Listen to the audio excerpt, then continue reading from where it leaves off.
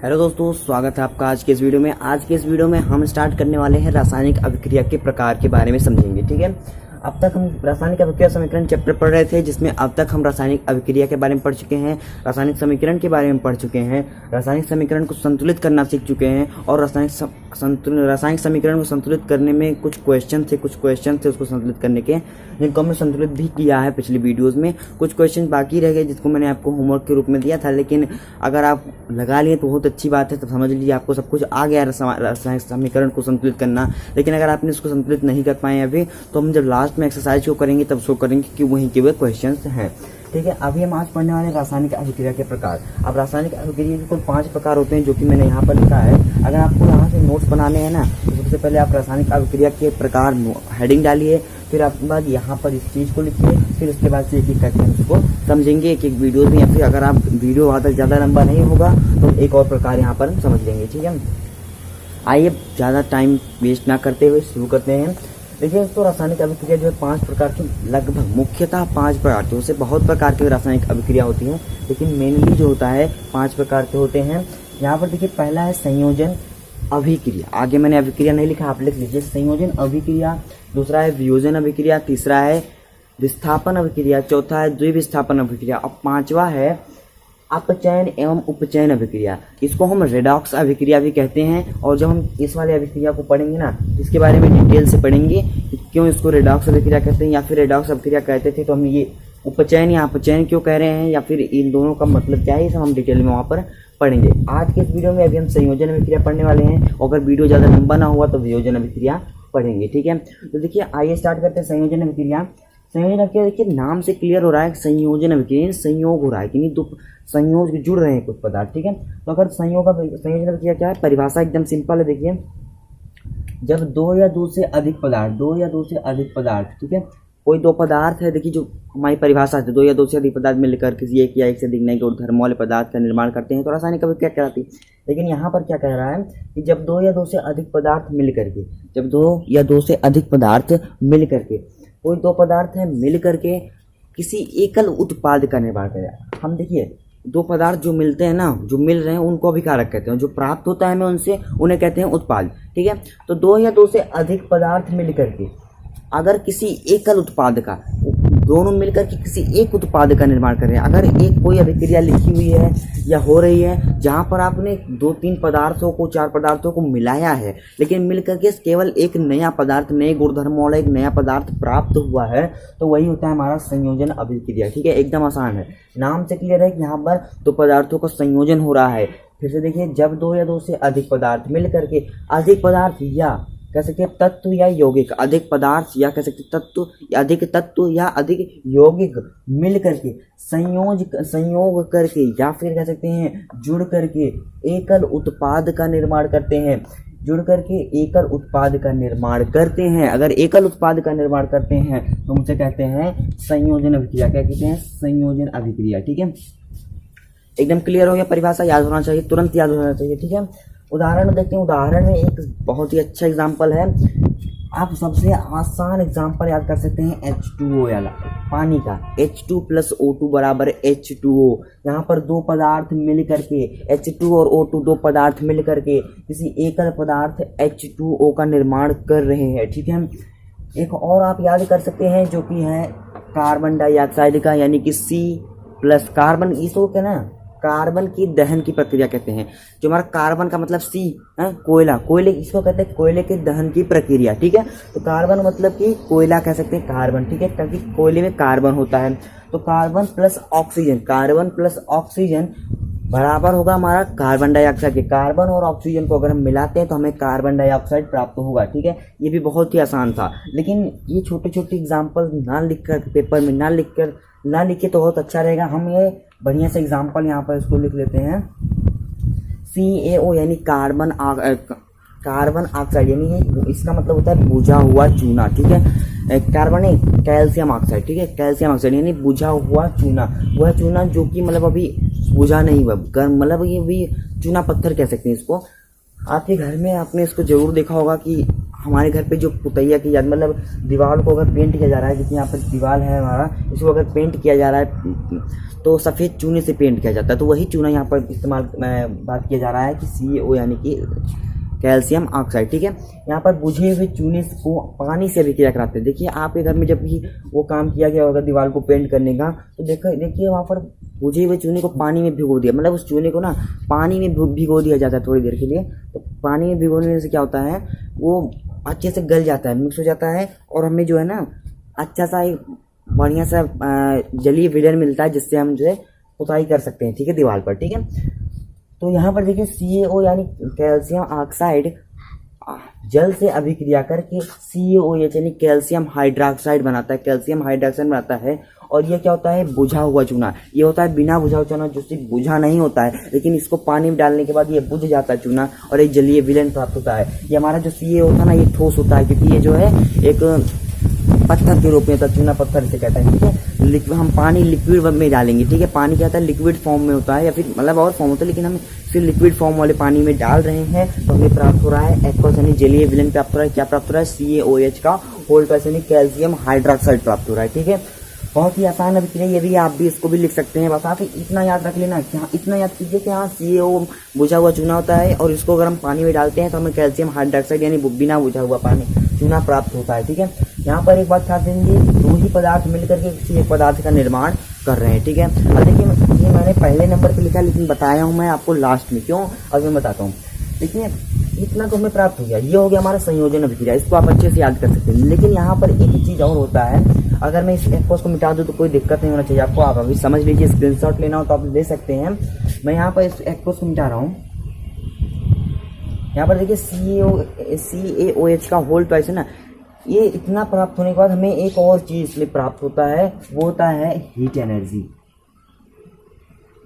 मैं He लिख दिया हूँ, हीट एनर्जी नहीं, ऊष्मीय ऊर्जा हमें प्राप्त होती है। यहाँ से क्या प्राप्त होता है, ऊष्मीय ऊर्जा यानी हीट प्राप्त होता है। यहाँ पर क्यों प्राप्त होता है, क्योंकि ये जो है गर्म होता है। जब इसको आपने ध्यान दिया, अगर आपके घर पे कभी ये हुआ होगा तो आप ध्यान दीजिएगा। अभी हम इसका एक्सपेरिमेंट भी करेंगे, एक्टिविटी हमारे बुक में दे रखा है, उसको भी हम प्रैक्टिकली देखेंगे। ठीक है, CaO यानी कैल्शियम ऑक्साइड को ना हम जब पानी में डालते हैं तो उसमें ना कैल्शियम हाइड्रोक्साइड तो बन जाता है, लेकिन साथ ही साथ बहुत ही ज़्यादा मात्रा में ऊष्मा निकलता है, हीट एनर्जी निकलता है। ठीक है, जिस बर्तन में, जिस बीकर में आप उसको डालेंगे ना, वो बीकर बहुत ही ज़्यादा गर्म हो जाएगा, बहुत ज़्यादा टेम्परेचर में हो जाएगा। हाँ, एक बात ध्यान दीजिए, अगर वो चूना बुझा हुआ चूना, बिना बुझा हुआ चूना रहेगा तभी वो होगा। अगर वो वायु के संपर्क में आके या फिर वो पाउडर फॉर्म में है तो वो शायद इस तरह से रिएक्ट ना करे, इस तरह से रिएक्शन ना करे, और जो है हीट एनर्जी जो है ना वहाँ पर उत्सर्जित हो। ठीक है, तो जरूरी है वहाँ पर बुझा हुआ चूना लेना जरूरी है। ठीक है, तो यहाँ पर जो हीट एनर्जी निकला ना, इसको हम कहते हैं ऊष्माक्षेपी अभिक्रिया। यहाँ पर देखिए जिन अभिक्रियाओं में उत्पाद के निर्माण के साथ साथ, जिन अभिक्रियाओं में, इस अभिक्रिया में ना उत्पाद के निर्माण के साथ साथ ऊष्मा भी उत्पन्न होता है, तो उन्हें हम कहते हैं ऊष्माक्षेपी अभिक्रिया। ठीक है, उन्हें क्या कहते हैं, ऊष्माक्षेपी अभिक्रिया। यानी ऊष्मा को छोड़ रही है, वो अभिक्रिया कह रही है ऊष्मा को उत्सर्जित कर रही है। ऊष्माक्षेपी यानी ऊष्मा को छोड़ रही है, नाम से क्लियर हो रहा है कि ऊष्मा को छोड़ रही है, ऊष्माक्षेपी। ठीक है, ऊष्मा को छोड़ रही है, तो उन अभिक्रियाओं को क्या कहते हैं, ऊष्माक्षेपी अभिक्रिया कहते हैं। इन अभिक्रियाओं को कहते हैं जिनमें उत्पाद के निर्माण के साथ साथ ऊष्मा का भी निर्माण होता है या ऊष्मा भी उत्पन्न होता है। ठीक है, उन अभिक्रियाओं को कहते हैं हम ऊष्माक्षेपी अभिक्रिया। और ज़्यादातर दोस्तों ये संयोजन अभिक्रिया के अंतर्गत आती है। संयोजन अभिक्रिया जब भी होता है तो उसके अंतर्गत ज़्यादातर अभिक्रियाओं में जो है हमारी ऊष्माक्षेपी अभिक्रियाएं होती है। अगर हम यहाँ पर ये हमारा ऊष्माक्षेपी अभिक्रिया कैल्शियम हाइड्रोक्साइड और कैल्शियम ऑक्साइड की अभिक्रिया पानी से कराने पर जो हमें प्राप्त होता है, ये वाली अभिक्रिया जो है ना दोस्तों, ये हमारी ऊष्माक्षेपी अभिक्रिया, क्योंकि यहाँ पर हमें हीट एनर्जी प्राप्त हो रहा है। ठीक है, तो इसे हम ऊष्माक्षेपी अभिक्रिया कह सकते हैं। एक और एग्जांपल ऊष्माक्षेपी अभिक्रिया की है, ये दोस्तों प्राकृतिक गैस की दहन की प्रक्रिया अभिक्रिया है, जिसमें CH4 यानी मीथेन प्लस ऑक्सीजन O2 बराबर CO2 प्लस H2 यानी CO2 यानी कार्बन डाइऑक्साइड प्राप्त होता है, H2 यानी पानी प्राप्त होता है, और एनर्जी यानी E यानी मैंने शॉर्ट फॉर्म में E लिख दिया, यानी कि में एनर्जी या फिर हम कह सकते हैं ऊष्मा हमें प्राप्त हो रहा है हीट में। यहाँ पर आप हीट भी इसको लिख सकते हैं। ठीक है, एक और होता है कि श्वसन की अभिक्रिया जिसमें C6H12O6 की अभिक्रिया ऑक्सीजन से कराते हैं तो हमें CO2 और हीट एनर्जी मिलती है, ठीक है, पावर में मतलब एनर्जी जो हमें श्वसन की अभिक्रिया होती है, सांस लेते हैं तो हम ऑक्सीजन की अभिक्रिया ग्लूकोज से C6H12O6 से होती है तो हमें CO2 और ऑक्सीजन प्राप्त होता है, जल और CO2 प्राप्त होता है जिसमें कि हमें हीट एनर्जी प्राप्त होता है जिसे हम ऊष्माक्षेपीय अभिक्रिया भी कह सकते हैं, ठीक है। तो ये हुआ हमारा संयोजन अभिक्रिया और ऊष्माक्षेपीय अभिक्रिया की पूरी प्रक्रिया। अगर मैं ये नीचे वाला मिटा दूँ, ये दोस्तों मैं नीचे वाला मिटा दे रहा हूँ। अब देखिए दोस्तों, इसमें ना हमें हीट एनर्जी प्राप्त होगा। ये हमारा संयोजन अभिक्रिया हो गया। क्यों? क्योंकि यहाँ पर दो पदार्थ मिलकर के किसी एकल उत्पाद का निर्माण कर रहे हैं, तो ये हो गया हमारा संयोजन अभिक्रिया। और यहाँ पर हीट एनर्जी निकल रहा है, मतलब ये हो गया हमारा ऊष्माक्षेपीय अभिक्रिया। और अगर आप ये अभिक्रिया लिख रहे हैं तो जरूर एनर्जी यहाँ पर ऊष्मा जरूर लिखते हैं, ठीक है, ये बहुत ही आवश्यक होता है, ठीक है। तो संयोजन अभिक्रिया बहुत ही आसानी से मैंने आपको समझाने की कोशिश की है, अगर आप समझ गए हो तो अच्छा है। आइए वियोजन अभिक्रिया की ओर बढ़ते हैं। दोस्तों यहाँ पर मैं एक चीज़ मैं यहाँ पर आपको बताना चाह रहा हूँ कि जो हम सब दीवार पर सब चूना पोतते हैं, चूने की पुताई करते हैं दीवार पर ना, तो इससे क्या होता है ना कि ये तुरंत जो है ना, ये तुरंत इसमें चमक नहीं आ जाता दीवार में। आपने ध्यान दिया होगा, अगर आपके घर पे इस तरह से चूने से पुताई की गई हो, दीवार में सफ़ेदी की गई हो, सफ़ेदी करने का काम आता है, तो वो तुरंत उसमें चमक नहीं आ जाता कि हाँ वो चमकने लगे तुरंत, ठीक है, तुरंत चमक नहीं आता। थोड़ी देर बाद ऑक्सीजन कार्बन डाइऑक्साइड से धीरे धीरे अभिक्रिया करके इसमें चमक आने लगता है। और धीरे धीरे जब, और एक बात और, ये जो हमारी ये अभिक्रिया ना, ये जो संगमरमर का भी सूत्र होता है, यही होता है, ठीक है। हमारी किताब में एक पीली कलर के बॉक्स में लिखा हुआ है नीचे साफ साफ कि क्या यहाँ पर लिखा हुआ है कि क्या आप जानते हैं, ऊपर लिखा है कि ऊपर दी गई अभिक्रिया में निम्न बुझे हुए चूने में विलयन में उपयोग दीवारों की सफेदी करने के लिए किया जाता है। कैल्शियम हाइड्रोक्साइड वायु से, कैल्शियम हाइड्रोक्साइड नहीं है वाला, कैल्शियम हाइड्रोक्साइड जब हम दीवार की पुताई कर देते हैं तो कैल्शियम हाइड्रोक्साइड जो है वायु से धीमी गति से अभिक्रिया करके दीवारों पर कैल्शियम कार्बोनेट, ये दीवारों पर जो है ना कैल्शियम कार्बोनेट की परत, पतली परत बन जाती है। और सफ़ेदी करने के 2-3 दिन बाद कैल्शियम कार्बोनेट का निर्माण होता है, कैल्शियम कार्बोनेट का निर्माण हो जाता है, CaCO3 का निर्माण हो जाता है, ठीक है। यहाँ पर मैं लिख देता हूँ, CaCO3 का निर्माण हो जाता है, CaCO3, कैल्शियम कार्बोनेट का निर्माण हो जाता है और दीवारों पर चमक आ जाती है। और ये जो दीवारों पर ये चमक आ जाती है। और यहाँ पर लिखा हुआ है कि रोचक बात यह है कि संगमरमर का भी रासायनिक सूत्र यही है। संगमरमर जो हमारा था, इसका भी रासायनिक सूत्र हमारा जो है यही होता है। क्या होता है कि CaOH का, यहाँ पर हमारा CaOH जो होता है, CaOH जो ये हमारा बुझा हुआ चूना जो में प्राप्त होता है जलीय विलयन, CaOH का होल ट्राइस जो कि हमारा एक्वस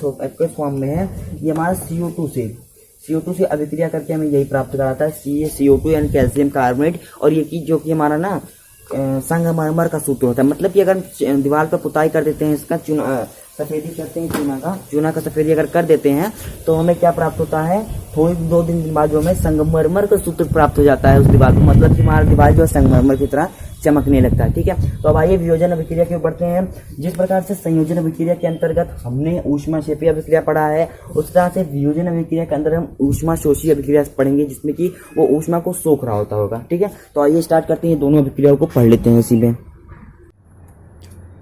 दोस्तों देखिए, वियोजन अभिक्रिया की ओर बढ़ते हैं, जो कि हमारा दूसरे नंबर पर अभिक्रिया है। इसके अंतर्गत हमें ना ऊष्माशोषी अभिक्रिया पढ़ना होगा और मैं यहीं से आपको समझाना स्टार्ट करूंगा। देखिए, वियोजन अभिक्रिया की परिभाषा से समझते हैं। वियोजन अभिक्रिया मतलब वियोग हो रहा है, इनको टूट रहे हैं, ठीक है, अलग अलग हो रहे हैं, ठीक है। वियोजन मतलब बिछड़ना, ठीक है। तो यहाँ पर देखिए, वियोजन अभिक्रिया जिन अभिक्रिया में एकल अभिकर्मक टूट करके, एकल अभिकर्मक यानी एक ही अभिकारक है, एक ही अभिकर्मक है, टूट करके छोटे छोटे उत्पाद प्रदान करता है, तो वियोजन अभिक्रिया कहलाती है, ठीक है। वियोजन अभिक्रिया उसे कहते हैं। क्या तात्पर्य है, मतलब क्या अर्थ है इसका, कि एक पदार्थ है, कोई एक तत्व, एक यौगिक दिया हुआ है या फिर एकल अभिकर्मक है, वो टूट करके एक या एक से अधिक छोटे छोटे उत्पादों में टूट रहा हो तो उसे हम कहेंगे वियोजन अभिक्रिया। अब बात ये है ना कि अगर मैं यहाँ पर ऐसे, अब ध्यान दीजिए, ये टूटेगा कैसे? अभी अपने आप थोड़ी ना कि ऐसे ही रख दिया अपने आप टूट के बिखर गया, मतलब कुछ ना कुछ इसके साथ अभिक्रिया होगी तब तो ये चेंज होगा। तो अभिक्रिया के लिए ना हमें इसे ऊष्मा देना होगा, कुछ एनर्जी देना होगा, तब ये जो है बिखर जाएगा, टूट जाएगा, ठीक है। तो इसीलिए तीर के ऊपर हम लिख देते हैं ऊष्मा, तापन या गर्मी दे रहे हैं लिख सकते हैं, ठीक है। मतलब इसको गर्म कर रहे हैं तब ये हो रहा है, ठीक है ना। तो इसीलिए दोस्तों रासायनिक अभिक्रिया में हमने 7वां स्टेप यही सीखा था कि तीर के ऊपर हमें उसकी उस परिस्थिति को लिखना होगा या फिर वहां का ताप दाब कुछ लिखना होगा, ठीक है। अब कितना गर्म करना है ये भी आप यहाँ पर लिख सकते हैं, ठीक है। इसे कहते हैं फेरिक सल्फेट। फेरिक सल्फेट को जब हम गर्म करते हैं तो हमें फेरिक ऑक्साइड प्राप्त होता है और SO2 प्राप्त होता है, ठीक है। आपको याद हो ना, तो यही वाली अभिक्रिया जो हमने बैलेंस भी किया था, ठीक है, एग्जाम्पल के रूप में जिस दिन हमने बैलेंस करना सीखा था, ठीक है। तो ध्यान दीजिए कि एक उत्पाद अगर दो तीन छोटे छोटे, एक अभिकर्मक छोटे छोटे उत्पादों में कई उत्पादों में टूट रहा है तो वही कहलाएगा हमारा वियोजन अभिक्रिया। वियोजन अभिक्रिया की परिभाषा मुझे उम्मीद है आपको याद हो जाना चाहिए, तुरंत याद होना चाहिए कि कोई एकल अभिकर्मक यदि छोटे छोटे उत्पादों में टूट रहा है तो उसे हम कहेंगे वियोजन अभिक्रिया, ठीक है। उदाहरण में फेरिक सल्फेट को अगर हम ऊष्मा देते हैं तो फेरिक ऑक्साइड बनता है और SO2 निकलता है, ठीक है। अब देखिए जिन अभिक्रियाओं में ना ऊष्मा अवशोषित होती है उसे हम ऊष्मा शोषी अभिक्रिया कहते हैं। ध्यान दीजिए कि इस अभिक्रिया में ना FeSO4 यानी कि फेरिक सल्फेट में ऊष्मा अवशोषित हो रहा है। फेरिक सल्फेट जो है ना ऊष्मा को अपने अंदर अवशोषित कर रहा है और अवशोषित करने के बाद वो अलग अलग टूट जा रहा है। एग्जाम्पल कहीं देखिए, मूवीज देखते हैं कुछ उसमें वो मैजिकल वाला कि वो मारते हैं, मैजिक करते हैं, पावर को छोड़ते हैं या फिर कुछ शक्तियां डालते हैं तो वो टूट जाता है अलग अलग। कुछ ऐसे इमेजिन कीजिए आप, वैसे समझ लीजिए कि अगर फेरिक सल्फेट है उसमें वो ऊष्मा अपने अंदर अवशोषित कर लेता है और वो छोटे छोटे उत्पादों में टूट जाता है, ठीक है। और अगर इसमें ऊष्मा का अवशोषण हो रहा है तो वहां पर कहलाएगा ऊष्मा शोषी अभिक्रिया। एक बात ध्यान दीजिए, वियोजन अभिक्रिया में ऊष्मा शोषी अभिक्रिया होना आवश्यक है। आवश्यक मतलब होगा जरूर। ऐसा क्यों? क्योंकि कारण ये है ना कि एक ही उत्पाद होना चाहिए। यहाँ पर ये निश्चित है कि एक ही उत्पाद होना चाहिए। एक उत्पाद रहेगा और एक अभिकारक होगा और कई उत्पाद होंगे। एक अभिकारक कई उत्पाद होंगे तो वियोजन अभिक्रिया। यदि कई अभिकारक हों लेकिन एक ही उत्पाद हो तो संयोजन अभिक्रिया। ये आप इसमें कंपैरिजन कर सकते हैं। संयोजन अभिक्रिया में एक ही अभिकारक होगा, कई उत्पाद होंगे, और वियोजन अभिक्रिया में एक ही अभिकारक होगा, कई उत्पाद होंगे, ठीक है। वियोजन और संयोजन में कई अभिकारक हो सकते हैं लेकिन उत्पाद एक ही होना चाहिए, ठीक है। तो देखिए, जब एक ही अभिकारक रहेगा तो अभिक्रिया करेगा किससे, और करेगा नहीं तो फिर हमें कई उत्पाद प्राप्त कैसे होंगे। तो इसलिए यहाँ पर ऊष्मा आवश्यक है, ठीक है। मतलब कि यह होगा ऊष्मा शोषी अभिक्रिया इसमें जरूर होगी, ठीक है। तो मतलब वियोजन अभिक्रिया है तो ऊष्मा शोषी अभिक्रिया जरूर है। ऊष्मा शोषी अभिक्रिया याद करते हैं जिन अभिक्रियाओं में ऊष्मा अवशोषित की जाती है या ऊष्मा अवशोषित होती है उसे हम कहते हैं ऊष्मा शोषी अभिक्रिया। एक और एग्जांपल ले लेते हैं। ये जो एग्जांपल लिया मैंने, ये ऊष्मा शोषी का एग्जांपल भी है और वियोजन अभिक्रिया का भी उत्पादन एग्जांपल है। और ये जो फेरस सल्फेट वाला ये भी जो है ऊष्मा शोषी की अभिक्रिया जो है एग्जांपल है। इसमें एग्जांपल देखिए CaCO3 कैल्शियम कार्बोनेट, जो हमने संयोजन अभिक्रिया में पढ़ा कैल्शियम कार्बोनेट, उसी को अगर हम गर्म कर देते हैं, यहाँ पर हम ऊष्मा उसे दे देते हैं तो हमें कैल्शियम कार्बोनेट और CO2, कैल्शियम ऑक्साइड और CO2 यानी फिर हमें ये क्या है, ये दीवारों पर चमक है, संगमरमर का सूत्र है, ठीक है। और यहाँ पर जब इसको गर्म करते हैं तो हमें बिना बुझा हुआ चूना और CO2 यानी कार्बन डाइऑक्साइड प्राप्त होता है, ठीक है। बहुत ही सिंपल है वियोजन अभिक्रिया और संयोजन अभिक्रिया, ठीक है। बहुत ही सिंपल है और मैंने बहुत ही गहराई से समझाने की कोशिश भी की है। आपको उम्मीद है समझ में आ गया होगा। नहीं समझ में आया तो आप चाहें तो एक बार वीडियो को दोबारा देख सकते हैं, समझ में आ जाएगा। बहुत ही आसान है, ठीक है। तीन अभिक्रिया हमारे पास और बचे हैं, वियोजन और विस्थापन और द्विविस्थापन अभिक्रिया, जो कि इन दोनों को हम अगले वीडियो में पढ़ेंगे और इसको फिर हम एक और अलग वीडियो में पढ़ेंगे। फिर हमारे पास एक या दो टॉपिक और बचेगा, संचारण और विकृत गंधिता बचेगा, ठीक है, उसको भी हम पढ़ लेंगे। पहले इतना क्लियर कर लेते हैं। तो मुझे उम्मीद है इतना आपको समझ में आ गया होगा।